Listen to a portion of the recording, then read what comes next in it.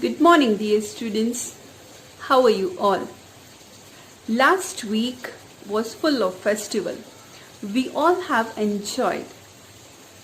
There was Eid. We celebrated Eid. Then there was a Friendship Day too. You might have celebrated that also. Then there was Raksha Bandhan, and it was also the great day for brothers and sisters. Okay, so you might have enjoyed a lot in the last week. Now let's move on to our study part. About study part, in that last just below that last video, I have given you the link for class test number 1, and near about 49 students attempted that test, and I was happy seeing that at least 49 students have attempted that.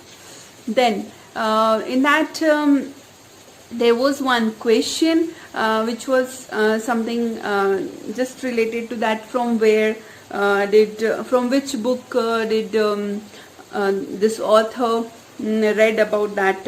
Let me just see, what was that? Yeah, it was she read about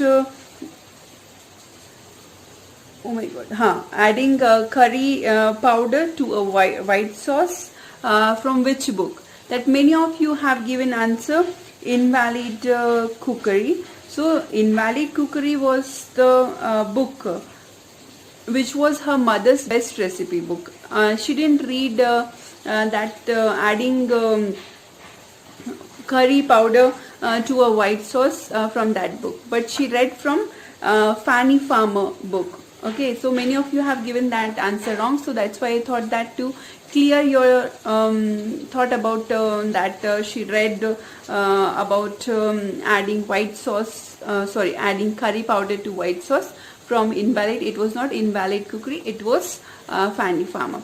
Okay, that was the one answer which majority of you have given wrong, but few they have given correct also. Okay, and then the marks for that your test will be released. They are released to your email accounts. Please go and check in your email box. Okay, now the next thing is that in the last video we have I left one exercise which was of chapter number 4. Underline the examples of assonance in these verses. Verse means poems, okay, which are that given. Then before telling the answer for that, there is between the line in that chapter also, that is comment on how the poem ends. So here you have to talk about the last paragraph, last stanza of this poem. So it was something like that: and as methinks shall all, both great and small, that ever lived on earth, early or late their birth, stranger and foe, one day each other know. So here you have to talk about that the people or human beings, those who are living on the earth, must know each other or must have friendship with each other at you can say maybe at least any once in a while. Then both great, if the person is great or if he or she is small, then also they must know each other. So this is what just having friendship means, to be friends with each other. We should not have any kind of enmity with each other. So there should be a bond of friendship among ourselves. Okay, so this was what that you can just write in your own words. If you think you can write something else, then please do write it. Okay, then we have that back exercise. Just note down the answer for back exercise. Let's see. Underline the examples of assonance is in these verses. Now first of all, what is assonance? Assonance is the repetition of vowel sounds in words. Once again I am repeating, assonance is the repetition of vowel sounds in words that occur close to one another, the words which come just close to one another. So let's see. First one, he gives his harness bell a shake. Now here for this you simply have to underline that particular vowel sound which is being repeated in this line. So here for gives, I you have to underline. For his, I, once again you have to underline. So gives and his, these are the two one assonance repetition, just one another. Then harness, for this harness you have to underline E. Then bells you have to underline E once again. So harness, bells. So for these two words there is E sound, okay, vowel sound. Then next one, next is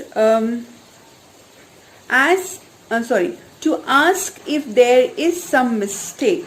Now for that you need to underline first if I, then is I, then mistake I you have to underline. So these are the three I's you have to underline in the second line. Then the next one, the only other sounds, the sweep.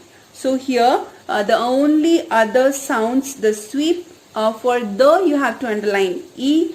Then for sweep you have to underline double E. Okay. Then fourth line, of easy wind and downy flake. So now here you have to underline of easy wind and downy flake. Please do underline Y, and for downy once again you have to underline I. So these are the two assonants here in the last line. Okay. One more is there, that wind, I again you have to underline, because that also gives the I also gives the vowel sound, the same, easy, wind and flake. Once again I am repeating, sorry for the mistake. Of easy wind and downy flake. So here easy is Y, wind I, then downy is Y once again. Now the next stanza, the woods are lovely, dark and deep. So here you have to underline deep. In deep you have to underline double E. But I have promise, but I have promises to keep. For keep you have to underline double E once again. Once again I am repeating for the first two lines. The woods are lovely, dark and deep. So you have to underline double E. Then in the next line once again for keep you have to underline double E. And miles to go before I sleep, and miles to go before I sleep. For sleep you have to underline double E. For once again the next sleep you have to underline double E. And then you have that and also there, and is also there. Both the ands A you have to underline. Then miles I you have to underline. Then go, both the goes O you have to underline, and before O you have to underline. Okay, so these are the words which you have to underline in that. Okay, got it? I think so you might have got it. Then the next one, poetry is old, ancient, goes back far. So till here I'll tell you. Okay, for poetry O, for old O, goes O. Okay. Then it is among the oldest of living things. So you have to underline it I, is I. Okay, so these are the two. Then among O, oldest O, and then next is, so old it is that no man knows how and why the first poems come. Why the first poem came. So in that you have to underline and A, then man A. So these are the two, and A and man A. So these are the two which you have to underline. Okay. Now look at the next page. Next page is, I wandered lonely as a cloud. So let me tell you that this I wandered lonely as a cloud, this is a very famous poem which is written by William Wordsworth, and the name of the poem was The Daffodils. Okay, so I wandered lonely as a cloud that floats on high over wells and hills. So here for that you have to underline For floats you have to underline O. For over you have to underline O. Then for host you have to, no, host is in another line. Okay, so once again I am repeating that for floats you have to underline O.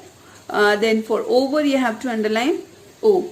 I wandered lonely as a cloud that floats on high over vales and hills.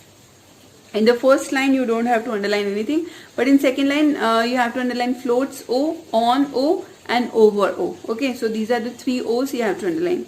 When all at once I saw a crowd. So for here, is there anything that you have to underline? No, nothing.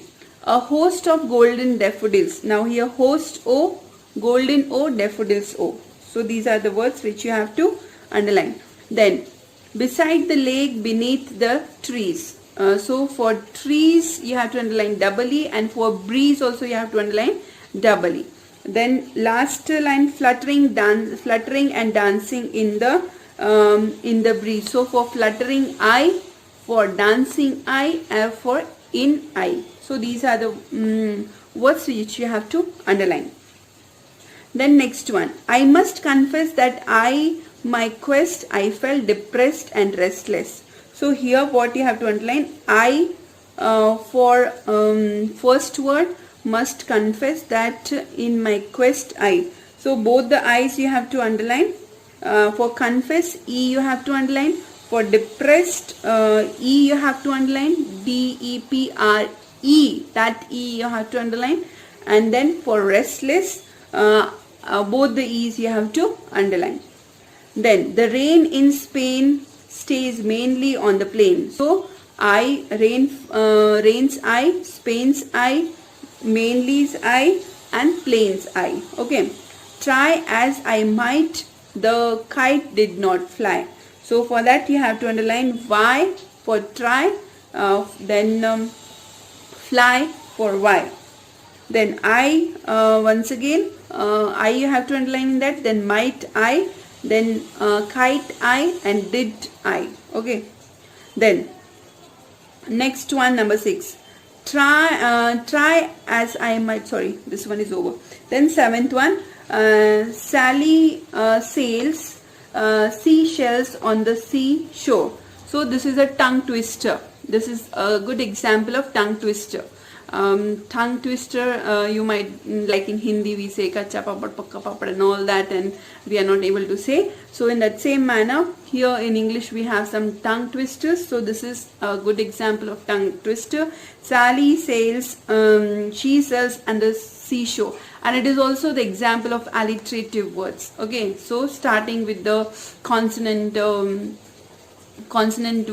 same words, repetition of the same letter you can say, sorry, not words. Then here in that you have to underline sails, E, then seas and shells, E, both the E's, then seashore, both the E's. Okay, then not sure, sorry, not last E. In seashore you have to underline only one E, that is of sea.